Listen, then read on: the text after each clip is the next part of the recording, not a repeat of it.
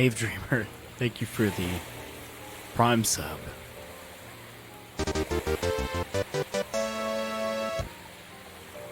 Ave Dreamer, thank you for the I am listening to my own stream. Prime sub. That is not right.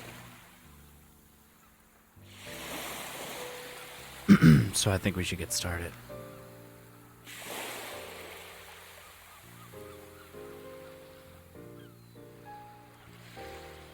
Fishing is the activity of trying to catch fish. Fish are normally caught in the wild. Uncle Flynn, thank you for the 50 bits. Imagine bitching at someone for getting money to survive. Like, go read a fucking book or something.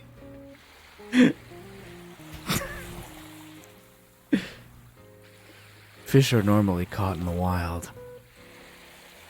Techniques for catching fish include hand gathering, spearing, netting, angling, and trapping. Fishing may include catching aquatic animals other than fish,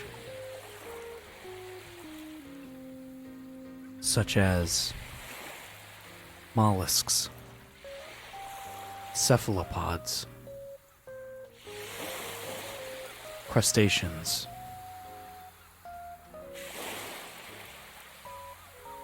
and echinoderms. The term is not normally applied to catching farmed fish or to aquatic mammals, such as whales, where the term whaling is more appropriate.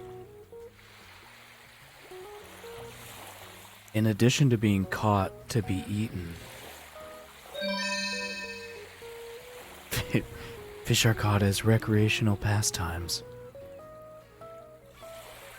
Fishing tournaments are held, and some caught fish are sometimes kept and preserved or living trophies.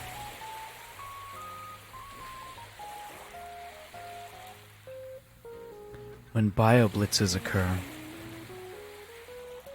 fish are typically caught, identified, and then released. According to the United Nations fact statistics, the total number of commercial fishermen and fish farmers is estimated to be 38 million.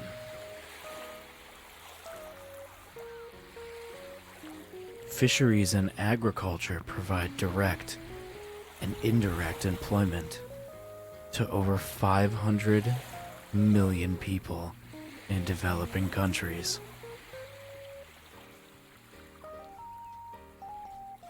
In 2005, the worldwide per capita consumption of fish captured from wild fisheries was 14.4 kilograms, with an additional 7.4 kilograms harvested from fish farms.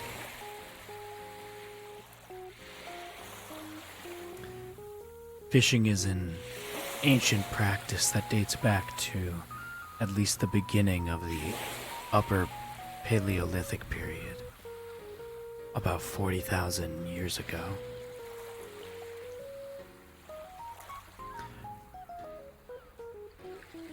Clobber, I'd really appreciate it if you didn't do that.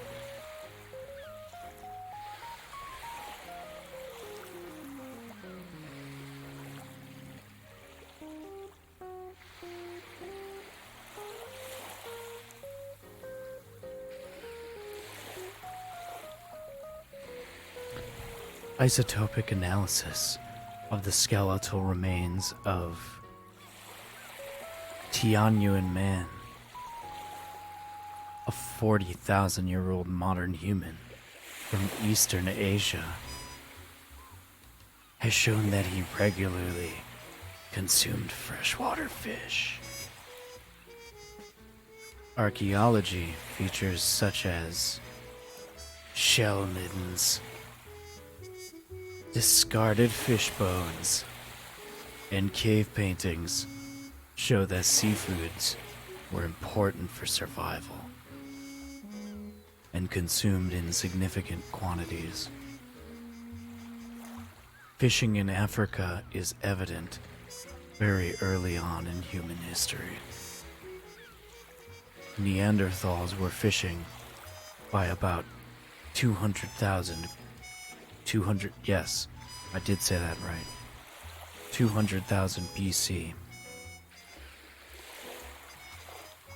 People could have developed basketry for fish traps and spinning and early forms of knitting in order to make fishing nets. Nets. To be able to catch more fish in larger quantities.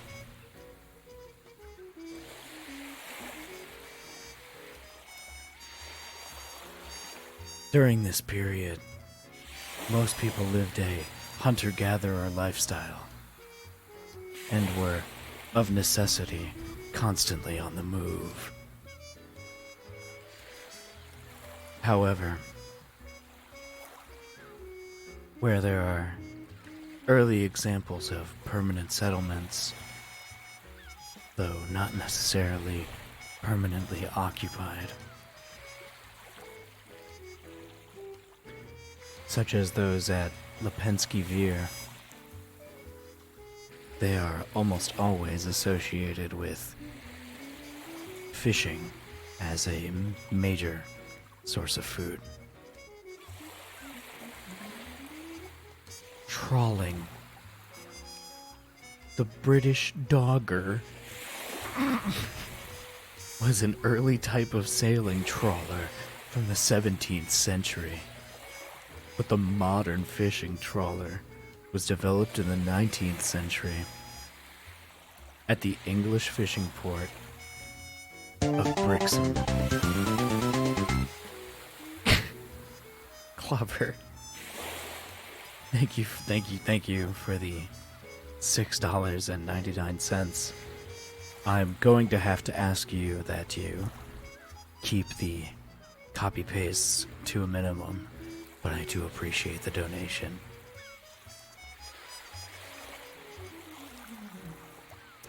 Where was I? By the early 19th century, the fishermen at Brixham needed to expand their fishing area further than ever before due to the ongoing depletion of stocks that was occurring in the overfished seas of South Devon. The Brixham trawler that evolved there was of a sleek build and had a tall gaff rig, which gave the vessel sufficient speed to make long-distance trips out to the fishing grounds of the ocean.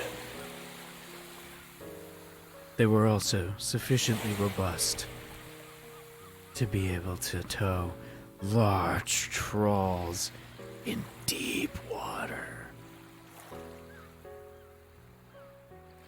The great trawling fleet that built up Brixham earned the village the title of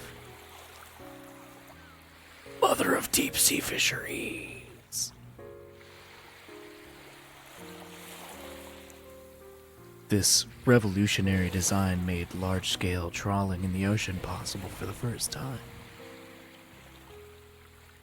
resulting in a massive migration of fishermen from the ports in south of England to villages further north, such as north of England. I just made that up. I thought it would be funny.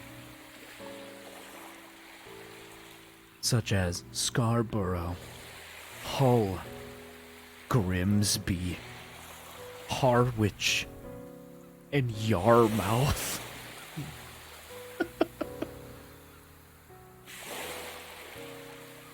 That were points of access to the large fishing grounds in the Atlantic Ocean. God, this part about trawling really just goes on forever. I think I might skip a ton of this. This page is, like, really fucking long. Like, the whole fishing page is, like, enormous, actually. I think that's enough about trawling, specifically.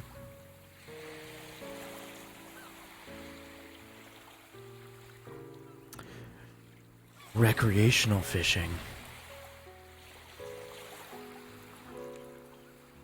Please do not lie to it. Dude, look at this shit. Here. Look at this shit. Look at this shit. This is trawling. Look at how much fucking... There's like... at least 5 more paragraphs just about trawling. If you think I'm trawling you, you've got another thing coming.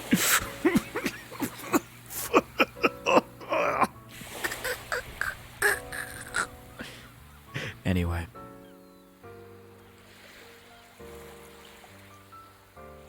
The early evolution of fishing as recreation is not clear. For example, there is anecdotal evidence for fly fishing in Japan. However, fly fishing was likely to have been a means of survival rather than recreation. The earliest English essay on recreational fishing was published in 1496 by Dame Juliana Berners, the prioress of the Benedictine Sopwell Nunnery. This all sounds made up. This all sounds like a joke. The essay was titled Treatise of Fishes with an Angle. Is this old English? Is this like Proterozoic English or something? What the fuck? And included detailed information on fishing waters, the construction of rods and lines, and the use of natural baits and artificial flies. Recreational fishing took a leap forward after the English Civil War, where wait, hold on a second. So there was no... This article is seriously trying to tell me that there were no advancements in... Wait, when was the English Civil War? Let me look. When did the English Civil War happen? Okay, so what this page is basically telling me is that there were no advancements in recreational fishing for basically 200 years.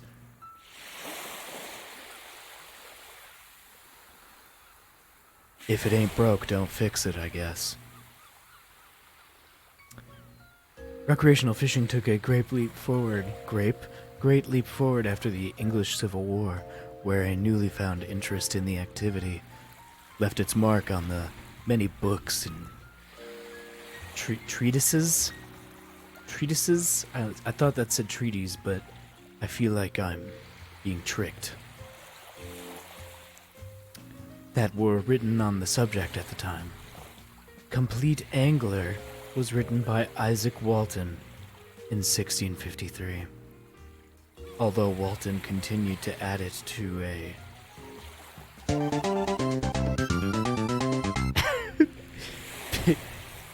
Pixel, thank you for the $15. Fishing do be good.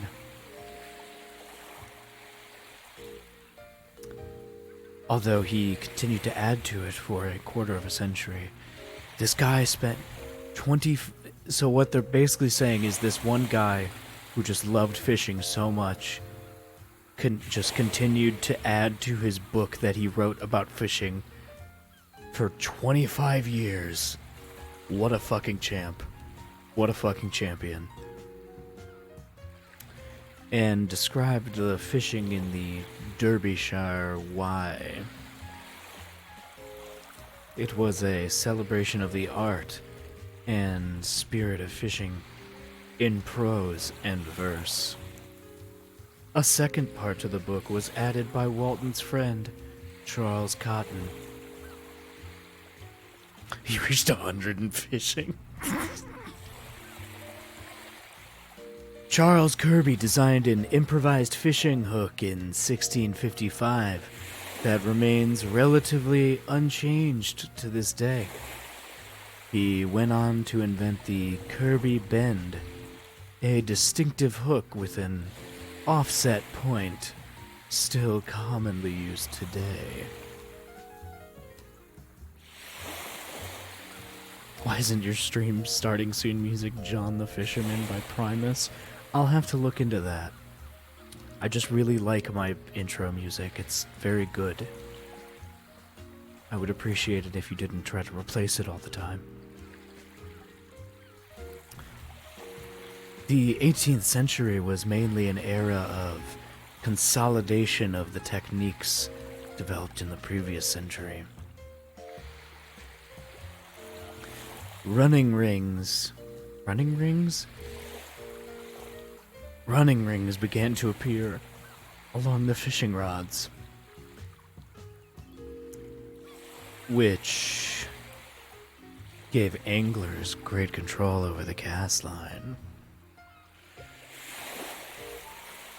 The rods themselves were also becoming increasingly sophisticated and specialized for different roles. Jointed rods became common from the middle of the century, and bamboo came to be used for the top section of the rod, giving it a much greater strength and flexibility. The industry also became commercialized. Rods and tackles were sold at Haberdasher's store. After the Great Fire of London in 1666,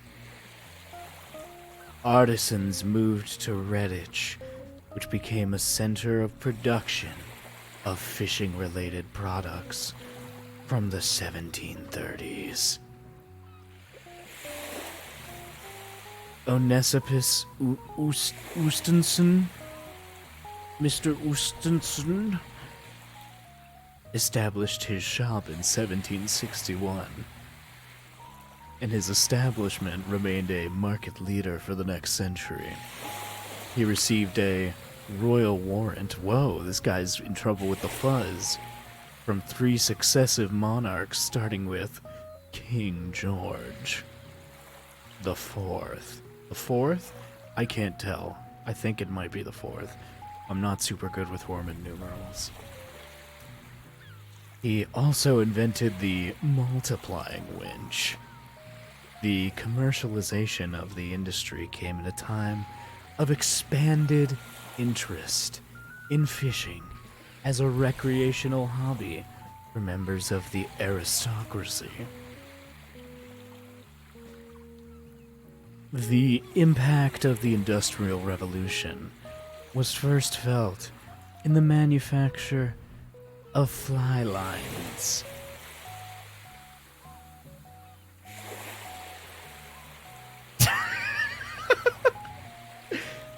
Ku is trolling us by subtly reprogramming our brains to become horny whenever we hear about fishing trivia. Finally, you will all be like me. Instead of anglers twisting their own lines, a laborious and time-consuming process, the next textile spinning machines allowed for a variety of tapered lines to be easily manufactured and marketed. British fly fishing continued to develop in the 19th century, with the emergence of fly fishing clubs, along with the appearance of several books on the subject of fly fishing and fly fishing techniques.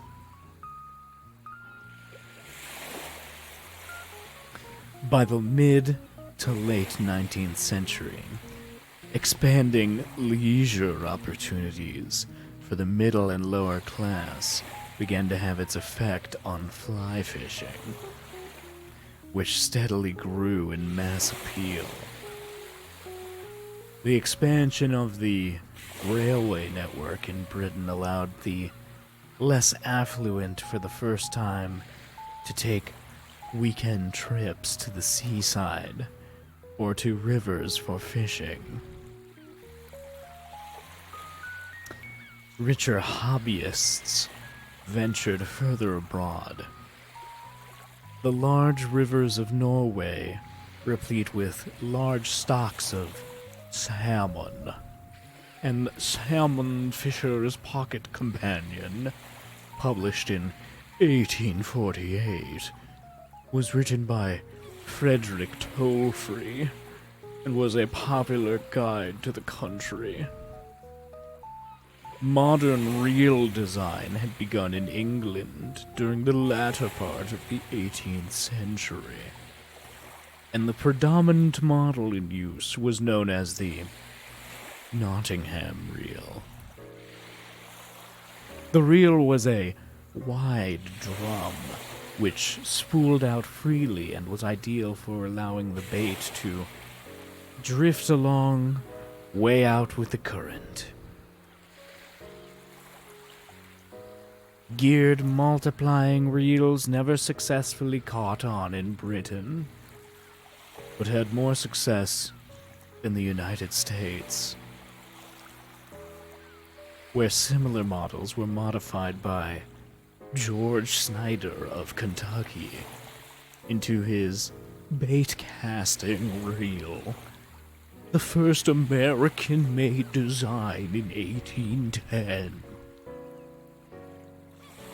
The material used for the rod itself changed from the heavy woods native to England to lighter and more elastic varieties imported from abroad.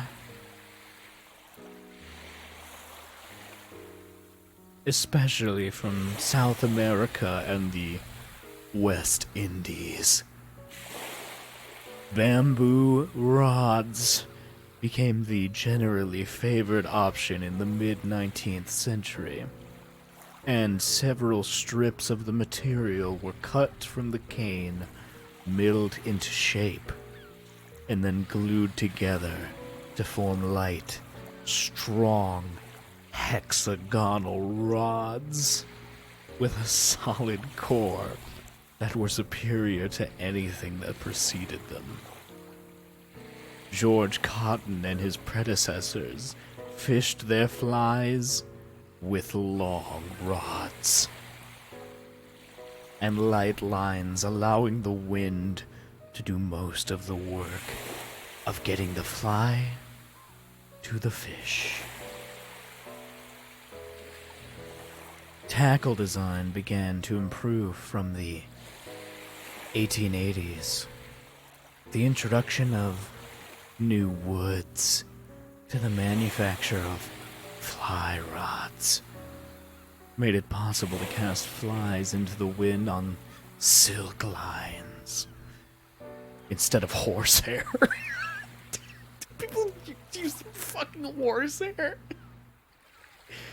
That's gross. These lines allowed for a much greater casting distance.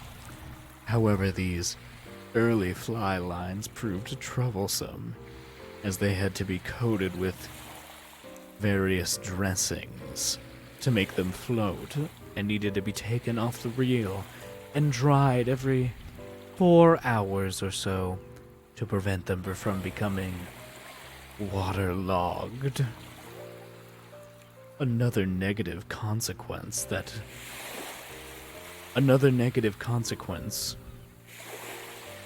was that it became easy for the much longer line to get into a tangle. This was called a, and this time it's in quotes, tangle in Britain. and a backlash in the US. This problem spurred the invention of the regulator to evenly spool the line out and prevent tangling. The American Charles F. Orvis designed and distributed a novel reel and fly design in 1874, described by reel historian Jim Brown as the benchmark of American reel design, and the first fully modern fly reel. Albert Illingworth, first Baron Illingworth, a textiles magnate, patented the modern form of fixed spool spinning reel in 1905. When casting Illingworth's reel design, the line was drawn off the leading edge of the spool, but was restrained and rewound by line pickup, a device which orbits around the stationary spool, because the lines did not have to pull against a rotating spool. Much lighter lures could be cast than with conventional reels. The development of inexpensive fiberglass rods, synthetic fly lines, and monofilament leaders in the early 1950s that revived the popularity of fly fishing. Techniques. There are many fishing techniques and tactics for catching fish. The term can also be applied to methods for catching other aquatic animals, such as mollusks, shellfish, squid, and octopus, and edible marine invertebrates. Can't blow its back out if it doesn't have a spine, am I right? Fishing techniques include hand gathering, spear fishing, netting, angling, and trapping. Recreational, commercial, and artisanal fishers use different techniques, and also sometimes the same techniques. That it really says that on the page.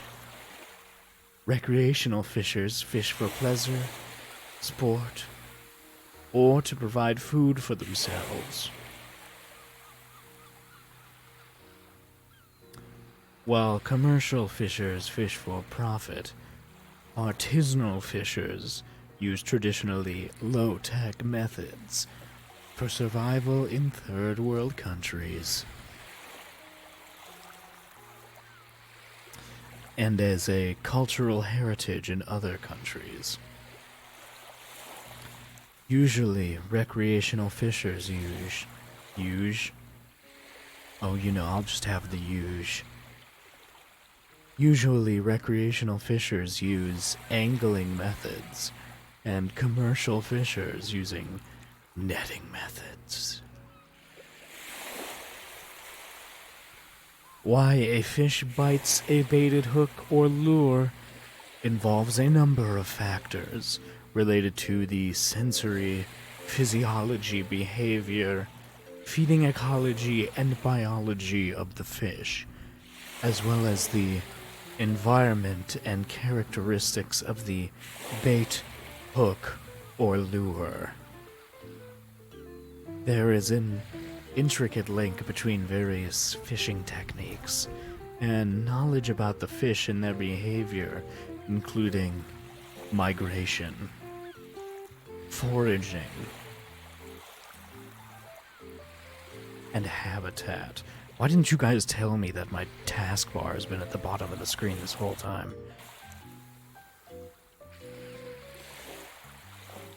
The effective use of fishing techniques often depends on this additional knowledge. Some fishermen follow fishing folklores, which claim that fish feeding patterns are influenced by the position of the sun and moon. Tackle. Fishing tackle is the equipment used by fishermen when fishing. Almost any equipment or gear used for fishing can be called fishing tackle. Some examples are hooks, lines, sinkers. I swear to God they put that in that exact order. I did not do that on purpose. Floats, rods, reels, baits, lures, spears, nets, gaffs, traps, waders, and tackle boxes. Tackle that is attached to the end of a fishing line is called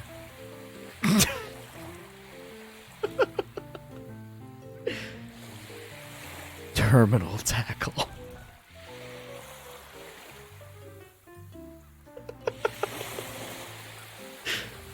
I didn't know that.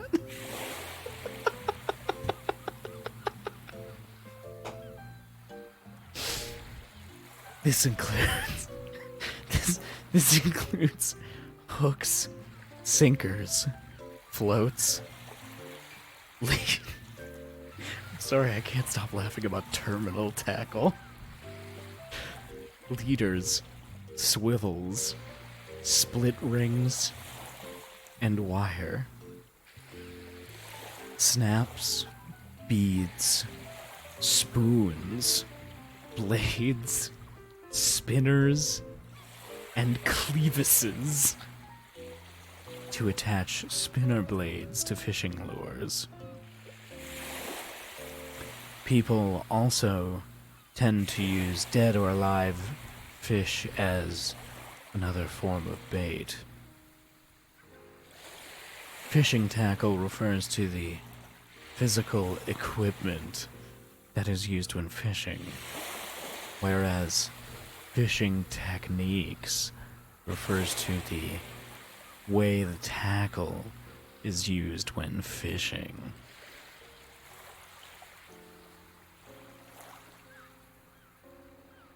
A fishing vessel is a boat or ship used to catch fish in the sea or on a lake or river. Many different kinds of vessels are used in commercial, artisanal, and recreational fishing. According to the FAQ, or FAQ, in 2004, there were 4 million commercial fishing vessels. About 1.3 million of these are decked vessels with enclosed areas. Nearly all of these decked vessels are mechanized, and 40,000 of them are over 100 tons. Damn, she thick. At the other extreme, 2/3, 1.8 million of them. The undecked boats are traditional craft of various types, powered only by sail and oars. These boats are used by artisan fishers. It is difficult to estimate how many recreational fishing boats there are, although the number is high.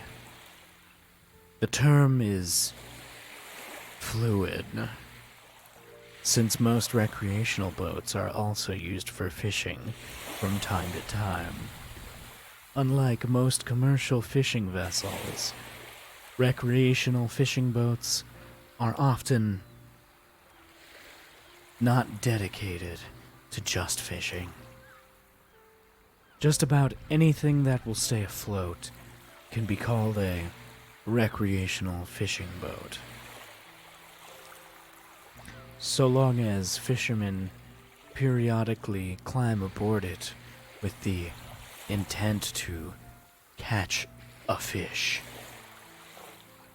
Fish are caught for recreational purposes from boats which range to dugout canoes, kayaks, rafts, pontoon boats, and small dinghies, to runabouts, cabin cruisers, and cruising yachts, to large, high-tech, and luxurious big game rigs. Call that a gaming rig. Larger boats, purpose-built with recreational fishing in mind, usually have a large, open cockpit at the stern, designed for convenient fishing.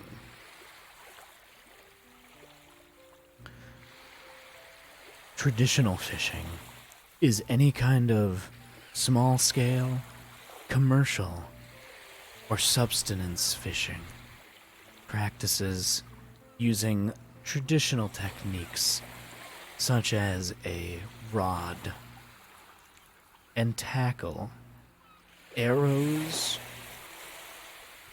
and harpoons, throw nets, and drag nets.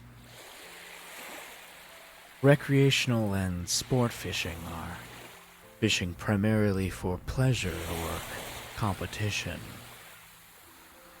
Recreational fishing has conventions, rules, licensing restrictions, and laws that limit the way in which a fish may be caught.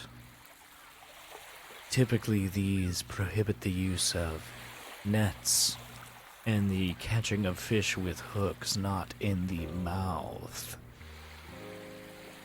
The most common form of recreational fishing is done with a rod, reel, line, hooks, and any one of a wide range of bait or lures, such as artificial flies. The practice of catching or attempting to catch fish with a hook is generally known as angling.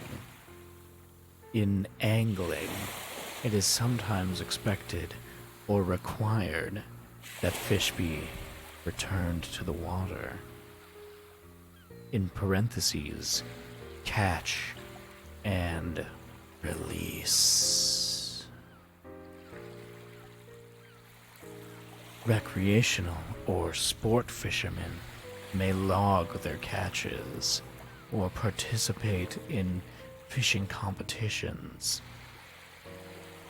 Big game fishing is fishing from boats to catch large, open water species such as tuna, sharks, and marlin.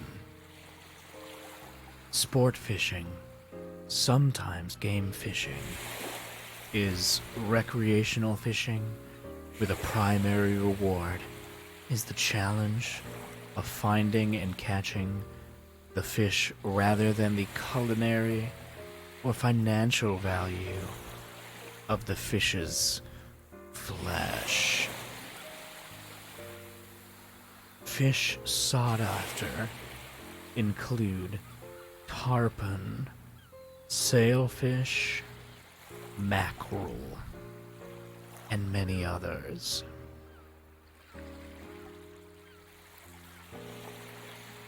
I am now going to end this extremely brief wiki reading stream.